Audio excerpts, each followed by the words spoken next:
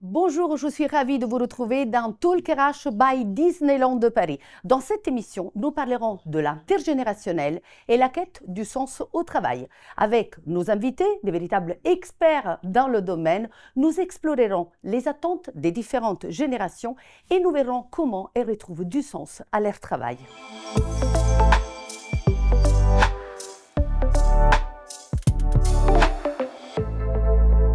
Bienvenue à mes invités, bienvenue à Franck Demery en charge de la culture d'entreprise à Disneyland Paris, Caroline Sarrault-Le Carpentier, conférencière, consultante et spécialiste des dynamiques intergénérationnelles en entreprise, Johan Marcet, maître de conférences à Sciences Po et CEO de Meaning at Work, et à Martina Sardelli, vice-présidente Parc et Disney Village à Disneyland de Paris. Merci à vous tous d'être ici. La thématique de cette émission, on l'a dit, c'est l'intergénérationnel et la quête du sens au travail. Mais avant tout, cher Franck, j'aimerais bien que tu nous dises, tu travailles au sein du département culture à Disneyland Paris, quelles sont tes missions? Bonjour Elisabetta. Mon travail à Disneyland Paris, c'est de promouvoir le sentiment d'appartenance, nos valeurs, de développer, d'accompagner notre vision stratégique et ses priorités, d'accompagner le changement d'état d'esprit pour relever et embrasser les défis de demain, et d'acculturer avec les équipes sponsors l'environnement et la diversité et l'inclusion. Tout ça en prenant en considération qu'on a 4 générations à qui il faut donner du sens, soit de manière homogène ou différente en fonction des situations et des sujets. Oui, parce qu'il faut rappeler qu'à Disneyland Paris, il y a 19 000 cast members, donc les collaborateurs de Disneyland Paris. Et pourquoi à Disneyland Paris, le sujet de l'intergénérationnel et la quête du sens au travail sont aussi importants? En fait, l'intergénération, c'est un peu comme les cultures. Quand on ne se connaît pas, on appréhende, on a des biais, des préjugés, on peut avoir peur et on peut rejeter. Or, ce qu'on fait avec les générations et les cultures, c'est que finalement tout le monde se connaisse, en fait puisse se connaître et aussi profiter de ces diversités, notamment générationnelles et culturelles, pour construire, innover, créer des souvenirs pour nos guests, se développer en tant que cast aussi, et puis profiter au business évidemment, in fine. Et sur le sens au travail, on sait que le sens, quand on est fier d'appartenir à une entreprise, quand on se développe, quand on aime ce qu'on fait, finalement, c'est aussi important pour soi, Bien aussi pour nos sûr. guests. Donc, c'est ce qu'on cherche, en fait, donner du sens à toutes nos missions, et puis embarquer tout le monde dans la même vision et le même futur. Justement, tu as parlé de la diversité. Martina, tu es vice-présidente des parcs du Disney Village. Oui. Tu es italienne, donc je comprends parfaitement, bien évidemment. Et ça fait presque 30 ans que tu es à Disneyland Paris. Ça va faire effectivement 30 ans cette année, en 2025. Donc oui, effectivement, italienne. Voilà, italienne. Donc déjà, qu'est-ce que ça représente pour toi, la diversité? Alors pour moi, la diversité, et je l'ai vraiment vécu personnellement, c'est vraiment une chance d'apprentissage, une chance de partager des choses différentes. L'effet d'avoir beaucoup de nationalités à Disneyland Paris, c'est une vraie source de motivation, c'est une vraie source d'échange et de partage avec des cultures différentes, avec des modes de réfléchir différents, avec des modes de faire différents. Et ça représente clairement nos visiteurs, en fait. Il faut savoir qu'aujourd'hui, à Disneyland Paris, on a une source des visiteurs qui est très européenne et même au-delà de l'Europe. Oui. Donc, nos cast members et nos salariés représentent vraiment, les nationalités de nos cast members représentent vraiment les mondes à lesquels on s'adresse, en fait, tout simplement. Et donc, justement, on parle de ces différentes cultures, ces différentes générations. Donc, on parle de l'intergénérationnel, mais Caroline, toi qui es une experte en la matière, mais comment on pourrait définir l'intergénérationnel? Alors, si tu veux bien, je trouve que c'est intéressant déjà de redonner les définitions de tout ce qui est attaché aux générations. Parce qu'on parle de multigénérationnel, de transgénérationnel, d'intergénérationnel. C'est pas la même chose. C'est pas tout à fait pareil. Le multigénérationnel, c'est dont Martina vient de parler, c'est la présence de plusieurs générations dans un même lieu. Donc tu as ça dans les entreprises, dans les écoles, dans la société, dans le monde, enfin le multigénérationnel, la présence de plusieurs générations. Le transgénérationnel, c'est ce qui va traverser les générations. On peut parler de culture, de trauma, de secrets, de musique, de lieux. Regarde le Grand Rex qui a été créé en 1932, qui est encore là aujourd'hui, c'est transgénérationnel. Et puis il y a l'intergénérationnel, qui est le fait de faire échanger des gens contemporains qui se connaissent ou qui ne se connaissent pas et qui vont aller échanger de la culture, de la connaissance, des savoirs, des services dans des buts divers. Voilà, ça c'est l'intergénérationnel. C'est bien d'avoir précisé tout ça. Parce que c'est vrai que souvent on fait un amalgame. On dit tout sur le mot intergénérationnel, mais c'est bien de faire le distinguo. Dans ton intervention, dans ton introduction, quand tu disais les dynamiques intergénérationnelles, c'est bien ça, c'est créer des dynamiques de rencontre. Voilà, c'est ça l'important. Et donc, des dynamiques de rencontre, mais des dynamiques aussi pour manager par le sens. Comment on arrive à manager par le sens? Et pourquoi est-ce une thématique aussi essentielle pour les entreprises aujourd'hui, Johan? Alors effectivement, c'est une thématique importante. D'abord, quand on se pose la question du management par le sens, on se pose la question de la définition du sens au travail. Qu'est-ce que c'est que le sens au travail? Nous, au sein de Meaning at Work, on le définit de la manière suivante. C'est l'état de bien-être et d'épanouissement psychologique qui résulte des adéquations qu'a un individu entre son travail et ses attentes qui sont bien évidemment en lien avec ses valeurs, son histoire, sa culture et une multitude de facteurs de sens au travail. Et donc ces attentes, elles sont éminemment individuelles, même si bien évidemment elles vont s'exprimer dans un cadre collectif. Et puis il y a un certain nombre d'attentes qui vont être les mêmes, tous collaborateurs confondus. Ces attentes aujourd'hui, elles sont diverses, elles sont multiples, elles concernent la reconnaissance, la possibilité de faire un travail utile, la possibilité de faire un travail de qualité qui rend fier, où à la fin de sa journée, on se dit, voilà, j'ai contribué à un projet plus grand que moi-même, à ma juste mesure, mais voilà, ça a eu du sens pour moi, ça a été utile. C'est aussi pouvoir se nourrir de la qualité des relations humaines, des relations sociales que l'on tisse dans le cadre de son travail, alors avec ses collègues, mais au sein de Disneyland Paris, avec l'ensemble des visiteurs, des guests qui vont bien évidemment aussi vivre cette expérience magique, etc. Et donc manager par le sens, c'est quoi? C'est une posture managériale, un style qui va être à l'écoute de ces facteurs de sens individuels et collectifs et qui va permettre de créer les conditions pour que chacun, chacune s'y retrouve du point de vue du sens. Je fais le lien avec ce que disait Martina tout à l'heure sur la diversité, l'inclusion, les nationalités, etc. Aujourd'hui, le fait finalement d'être pris en compte dans sa diversité, sa spécificité, son identité et se sentir complètement aligné entre qui on est en dehors du travail et qui on est sur son lieu de travail, c'est un facteur de sens et d'engagement très important, notamment pour les nouvelles générations.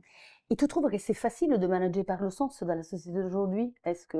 Ou il faut suivre des formations spécifiques pour être un véritable manager? Alors, je ne sais pas si c'est difficile. En tout cas, ce qui est sûr, c'est que les attentes ont évolué, la posture managériale doit évoluer. Et donc, pour un certain nombre de managers qui parfois ont été formés au management il y a 10, 15, 20 ans, c'est une petite remise en question personnelle pour passer de ce que moi j'appelle un management parfois un peu transactionnel, top-down, à un management plus partenarial, où on va être dans plus d'horizontalité, plus de dialogue, plus d'écoute, plus de bienveillance et d'empathie, pas moins d'exigence, mais en même temps, voilà, cette capacité à un moment donné à se connecter aux motivations profondes, aux motivations intrinsèques, individuelles, collectives, à les nourrir et être véritablement un leader en quelque sorte au service de l'épanouissement du collectif, de l'épanouissement individuel, du sens au travail.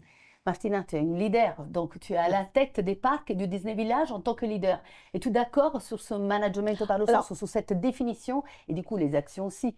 Alors oui, je suis tout à fait d'accord. En fait, ce qui est important, c'est vrai ce que Johan a dit, c'est qu'il y a des managers, notamment des gens qui font du management depuis très longtemps, qui sont sur un style de management ou qui ont un peu de difficultés à comprendre les nouvelles générations et qui aussi ont un peu du mal à se mettre dans cette nouvelle façon de manager, d'écouter, de faire de la cohésion d'équipe, de motiver les gens et de faire essayer d'englober ces nouvelles générations et d'avancer dans ce sens. Donc effectivement, la première chose à faire, c'est la remise en question, c'est une évidence. Oui. Être à l'écoute et puis essayer de changer notre façon d'apprendre nos salariés qui, eux, il ne faut pas l'oublier, viennent des 4 générations différentes. On a des cast members qui ont commencé en 92 et qui, du coup, avaient déjà un âge assez, 25-30 ans en 92 et qui, aujourd'hui, ont donc pas mal d'années. Oui. Donc, et on les approche pas, on les traite pas de la même façon qu'on peut traiter quelqu'un qui a 25 ans aujourd'hui.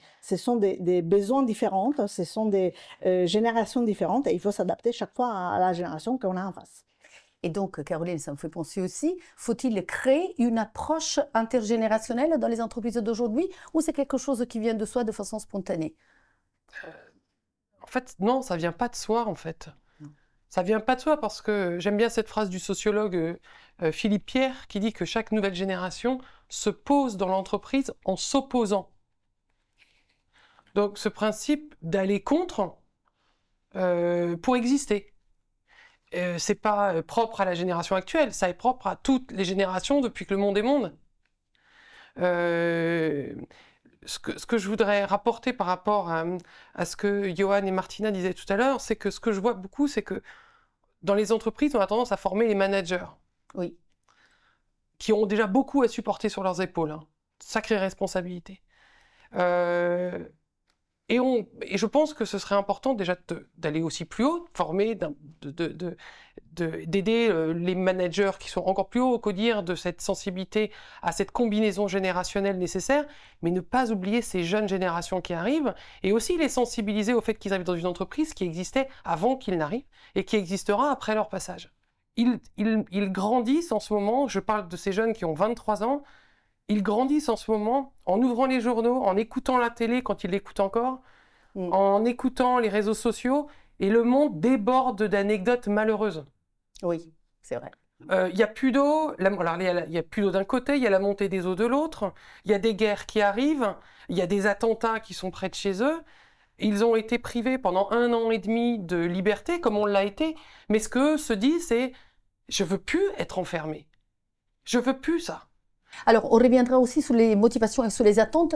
Johan, tu as parlé de valeurs. Franck, quel rôle jouent les valeurs et la mission de l'entreprise dans l'engagement, je parle notamment pour Disneyland Paris, des cast members?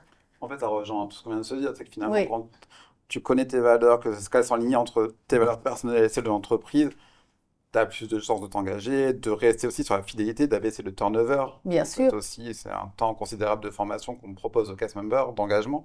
Donc c'est aussi ça, le travail qu'on souhaite mener, c'est d'abaisser ce turnover en donnant du sens aux collaborateurs, de les engager sur cette fierté d'appartenir à Disneyland Paris, avec tout ce qu'on peut faire. On fait de la communication, des ateliers, des culture tours pour les emmener sur qui on est et ce qu'on est.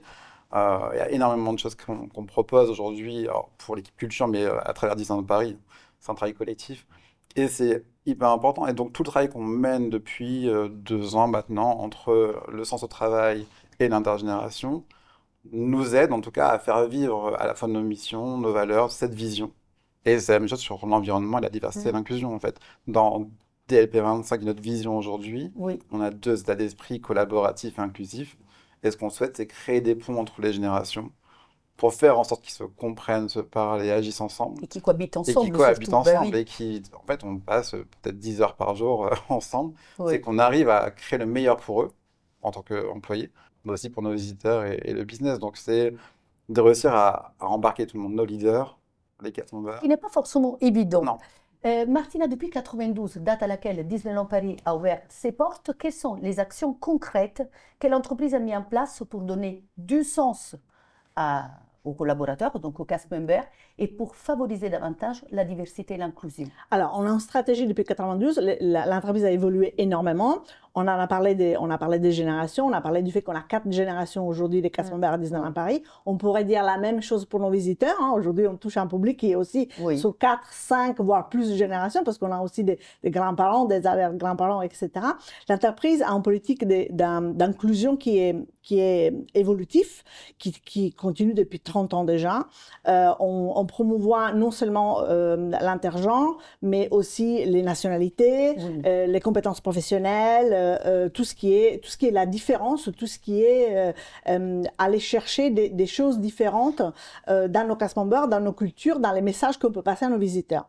C'est pour nous non seulement une stratégie, mais c'est surtout une grande force. C'est pas uniquement une de nos clés, l'inclusion, mais c'est vraiment une grande force, ce qui nous permet de raconter nos histoires, de continuer à raconter nos histoires dans un monde qui évolue, lui, très rapidement d'ailleurs, ce qui nous permet d'être les plus légitimes, je dirais, face au public qu'on a. Il ne faut pas oublier qu'on est une entreprise d'hospitality à la base et qu'on doit s'adresser à un public les plus grands possibles, les plus larges possibles et les plus différents possibles. Donc, on est tout à fait dans cette stratégie-là aujourd'hui. Alors, Johan et Caroline, vous travaillez aussi pour Disneyland Paris. Quelles sont les actions que vous avez pu mettre en place depuis que vous collaborez avec les cast members, les leaders de Disneyland Paris. Donc, au niveau du sens du travail, quelles sont les actions que tu as pu mettre en place, Johan? Alors d'abord avec Disney, on a pris un peu de recul et on s'est dit, voilà, qu'est-ce qui fonctionne très bien du point de vue du sens au travail, et on est allé interroger beaucoup de cast members sur ce sujet, et puis quels sont aussi peut-être les axes de transformation, de progrès que l'on peut identifier au sein de l'entreprise. Et puis à l'issue de ce diagnostic, qui a été je pense un assez bon reflet aujourd'hui de l'expérience, dans tout ce qu'elle a d'extraordinaire et dans tout ce qu'elle a aussi de marge de progression, on s'est dit on va créer des pilotes, on va faire des expérimentations, des laboratoires à l'échelle locale pour imaginer demain, à horizon peut-être 2030, ce que peut être une expérience cast member différente, renouvelée, enrichie, qui positionne cette question du sens, de l'engagement et de la motivation au cœur. Et donc on a pris plusieurs entités, côté food et côté merchandise, où on est allé travailler avec les équipes, avec les leaders, avec aussi la direction de Disney, à une évolution en quelque sorte de cette expérience de travail. Notre objectif, ça a été vraiment de mettre le cast member au cœur et de le rendre acteur de son travail, de la vie d'équipe, des transformations à venir, parce que rien ne peut se faire sans les cast members vraiment au cœur du dispositif. Le résultat de tout cela, là où ça a fonctionné, là où ça a été possible, c'est véritablement une transformation quand même assez fondamentale de l'expérience de travail. D'abord parce que les cast members se sont-ils vraiment impliqués autour d'une vision stratégique partagée à l'échelle de leur location dans la vie de l'entreprise et dans le futur, dans bien évidemment un peu la dynamique qui était celle de la location.